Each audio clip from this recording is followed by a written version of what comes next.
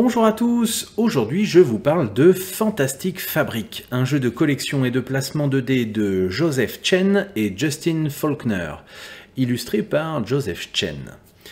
Jouable de 1 à 5 joueurs de 10 ans et plus, et pour des parties d'environ 60 minutes. Le jeu est édité par Lucky Duck Games. Avant de passer à la suite, pensez à vous abonner à la chaîne si vous appréciez ce que vous regardez. Dans Fantastic Fabric, les joueurs font la course pour fabriquer le plus de marchandises et pour construire les bâtiments les plus prestigieux. Dès qu'un joueur a réussi à fabriquer 12 marchandises ou 10 bâtiments, il déclenche la fin de la partie. Le joueur avec le plus de points remporte la partie. Pour la mise en place, on commence par attribuer le jeton premier joueur à celui ou celle ayant utilisé un outil le plus récemment. Puis les cartes plans et prestataires sont mélangées séparément et placées en 2 pioches distinctes au centre de la table.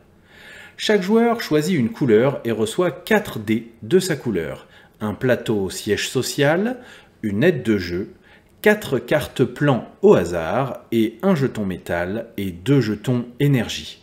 Les dés blancs sont des dés de secours s'il manque un ou plusieurs dés à un joueur au cours de la partie. 4 cartes de chaque sont piochées et placées à côté de leurs pioches respectives pour former le marché. Les jetons outils sont placés aléatoirement au-dessus de chacune des cartes prestataires. Les jetons métal, énergie, marchandises et les dés blancs sont placés au centre de la table, accessible à tous. La partie est prête, il est temps d'y jouer. 2 phases composent les tours de jeu. La phase de marché qui se passe chacun son tour et la phase de travail qui se déroule en simultané. Durant la phase de marché, les joueurs peuvent choisir de prendre une carte plan ou d'engager un prestataire.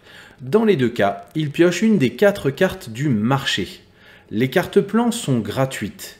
Les prestataires, eux, ont besoin d'être payés. Pour cela, les joueurs doivent défausser une carte plan possédant le même symbole outil que le jeton se trouvant au-dessus du prestataire choisi. Dès que le joueur a pris et payé sa carte, les effets du prestataire sont appliqués immédiatement et la carte est défaussée. Une fois ceci fait, les cartes sont remplacées par la première carte de la pioche correspondante. Si les cartes du marché ne satisfont pas le joueur actif, il peut décider de payer un jeton métal ou un jeton énergie pour défausser toutes les cartes plans ou prestataires du marché et d'en révéler 4 nouvelles. Cette action ne peut être réalisée qu'une fois par tour et pour un type de carte uniquement.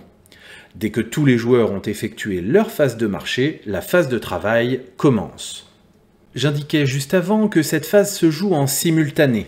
Il est cependant possible de la réaliser au tour par tour lors des premières parties afin de bien comprendre les actions de chacun. Au début de cette phase, les joueurs regroupent et lancent leurs dés. Puis ils peuvent, dans l'ordre de leur choix, bâtir des cartes, placer des ouvriers et activer des cartes. Pour bâtir une carte de sa main, le joueur doit en payer son coût. Celui-ci est indiqué en haut à gauche de la carte. Le coût sera toujours composé d'un symbole outil et de ressources. Ceci implique donc de défausser une carte plan disposant du même symbole outil, ainsi que le nombre de ressources indiquées. Il est possible de construire plusieurs cartes pendant son tour en respectant une seule règle, ne pas bâtir une carte portant le même nom pendant le même tour. Les joueurs disposent d'emplacements sur leur plateau personnel correspondant à 3 actions de base. La recherche, qui permet de piocher une carte plan de la pioche pour chaque déplacé à cet étage sans tenir compte de leur valeur. Le générateur permet quant à lui de gagner autant de jetons énergie que la valeur du dé placé à cet étage. Le dé doit être forcément de valeur 1, 2 ou 3. Enfin, la mine permet de gagner un seul jeton métal, quelle que soit la valeur du dé. Cependant, le dé doit être de valeur 4, 5 ou 6. Lorsqu'un dé de même valeur est placé au même étage qu'un autre, cela crée une équipe d'ouvriers et le joueur gagne un bonus d'équipe. Ce bonus d'équipe correspond à une carte ou une ressource supplémentaire. Pour activer des cartes, il faut que celles-ci soient construites et respecter la formule d'action indiquée en bas des cartes. Ce coût est indiqué à gauche de la flèche et le bénéfice est indiqué à droite. Lorsqu'il est indiqué un dé, il peut y avoir une valeur précise ou un X représentant n'importe quelle valeur. Il y a beaucoup de cartes, je ne détaillerai pas chaque carte, mais sachez que le jeu contient des cartes pour produire des marchandises, des ressources, former des ouvriers et donc modifier leur valeur, des monuments qui rapportent uniquement du prestige, et enfin des cartes spéciales qui produisent des effets uniques. Lorsque tous les joueurs ont placé leurs ouvriers et joué toutes leurs actions, le tour prend fin. Les joueurs défaussent cartes et ressources pour ne garder que 10 cartes en main et 12 ressources. Le jeton premier joueur est passé au joueur suivant et un nouveau tour commence.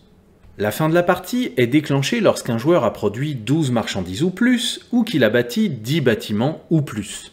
Les joueurs terminent le tour en cours et en jouent un supplémentaire. Lorsque ce dernier tour est fini, les joueurs ajoutent au nombre de marchandises en leur possession la valeur de prestige de leur bâtiment. Le joueur ayant le score le plus élevé gagne la partie. En cas d'égalité, la victoire revient au joueur ayant le plus de jetons métal, puis à celui ayant le plus de jetons énergie. S'il reste une égalité, c'est celui qui a le plus de cartes plans en main. S'il y a encore une égalité, alors tous les joueurs concernés se partagent la victoire.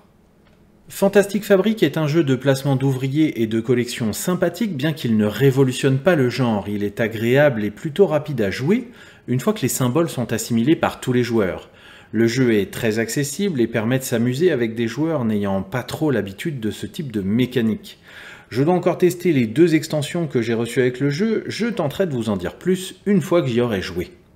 C'est maintenant terminé pour cette vidéo de mise en place et règles du jeu Fantastic Fabric. J'espère que ça vous a plu. Si vous remarquez des erreurs ou que vous avez des questions, n'hésitez pas à le signaler dans les commentaires. N'oubliez pas non plus de liker la vidéo et surtout de vous abonner.